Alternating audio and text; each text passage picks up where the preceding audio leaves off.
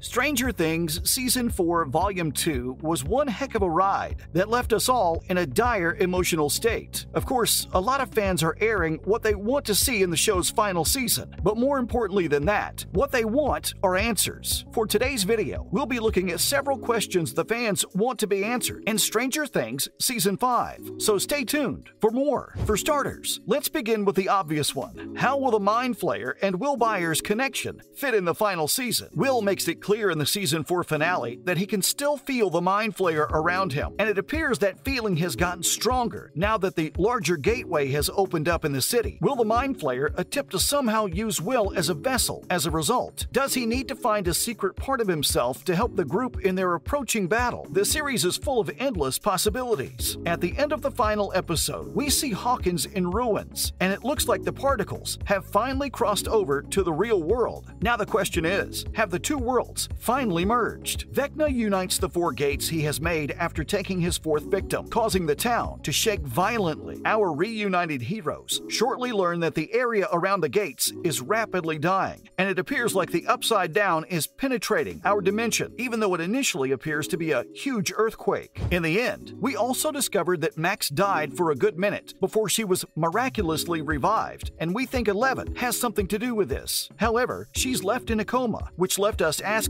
if she'll ever wake up and survive next season. Sadie Sink's character Max lost her struggle with the deadly villain Vecna, and in one of the show's most heartbreaking scenes, she passed away in the arms of her on-again, off-again boyfriend Lucas, Caleb McLaughlin. Thankfully, Eleven uses her abilities to revive Max, and by the end of Season 4, the uncompromising skateboarder is unconscious. But Vecna had beaten her, and she was badly hurt. The creature appeared to have blinded Max in addition to breaking one of her arms and legs. Although Max will inevitably awaken at some point in the season finale, how will she react if her wounds turn out to be serious? We don't have a definite answer to this question, but what we want for her and Lucas is to finally get to see the movie as they agreed upon. Speaking of Vecna, we saw Robin throw several Molotov cocktails at him, with Nancy shooting his wrinkled butt at point-blank range. So how didn't this creature die? We believed we understood the one vulnerability of the numerous monsters from the Upside Down, which is fire. Fire can damage and kill Demogorgons, Demodogs, and even the vines of the parallel dimension. However, the brand new bad guy, Vecna, Jamie Campbell Bower, manages to live despite being actually shot out of a window and bathed in fire. He was obviously weakened and injured by the fire, yet he was not completely destroyed, as were all the other creatures from the Upside Down by it. Is Vecna's ability to withstand fire merely a result of his immense strength, or did the human aspect of him somehow help him survive? His survival in either case can only imply that Hawkins is in terrible danger, even more so than before. Now to less dangerous matters. Will we finally get to see the end of the Steve, Nancy, and Jonathan love triangle? The show's most stable couple had problems in Season 4. After residing in two different locations for a while, Jonathan, Charlie Heat, and Nancy, Natalia Dyer, are unsure about their relationship status. The two spend virtually the entire season apart, since Jonathan no longer wants to attend college with Nancy, but is unsure how to tell her. However, this distance enables Nancy to get closer to her ex-boyfriend, Steve, Joe Keery. When Nancy and Jonathan are finally reunited, they both pretend as if nothing is wrong, even though Steve eventually confesses to Nancy that he still has emotions for her. We're sure that this love triangle will be resolved when Season 5 eventually premieres on Netflix at some point in the hopefully not too distant future, even though the opinions on whether or not Steve and Nancy should get back together are divided. Throughout the series, we've seen how the Russians are somehow always involved when it comes to the Upside Down. The question is, will they intervene this time around? We're led to assume that the Russians only possessed one Demogorgon that they fed with live prisoners for the majority of Season 4. But as soon as Joyce, Winona Ryder, aids Hopper, David Harbour in escaping, we find out that they have a large number of creatures from the Upside Down, and it's safe to presume that Russia's participation and interest in the Upside Down will continue even though Joyce, Hopper, and Murray, Brett Gelman, managed to kill every creature they kept in jail. They'll be even more motivated to learn the mysteries of the other dimension now that they've witnessed the extent of the monster's harm. Last season also introduced several dope characters, such as Enzo and Argyle, but what happened to them after? We were able to witness many joyful reunions in Hawkins as a result of the two-day time shift, but it is impossible to ignore the fact that many characters are still missing in action. Murray and Argyle probably returned to their own houses, but is Enzo still in America with them? Is he currently avoiding the KGB? What about Owens then? When the military attempted to apprehend Eleven, they encircled the lab, showing that they would stop at nothing to obtain her. Did he attempt to stop them before they killed him, or are they keeping him as a captive for another reason? At least one of the better scenes at the end of Season 4 is that Hopper and Eleven got reunited again, although we kind of expected them to bawl and cry their hearts out. In line with this, will the rest of Hawkins also know that Hopper is still alive? Hopper will continue to remain hidden as Elle stays under the radar as the government searches for her. However, it wouldn't be unexpected if Hopper decided to completely start again. Now that he has more flexibility, he might be able to live his life with Elle and Joyce by his side, without the community ever knowing he's even alive.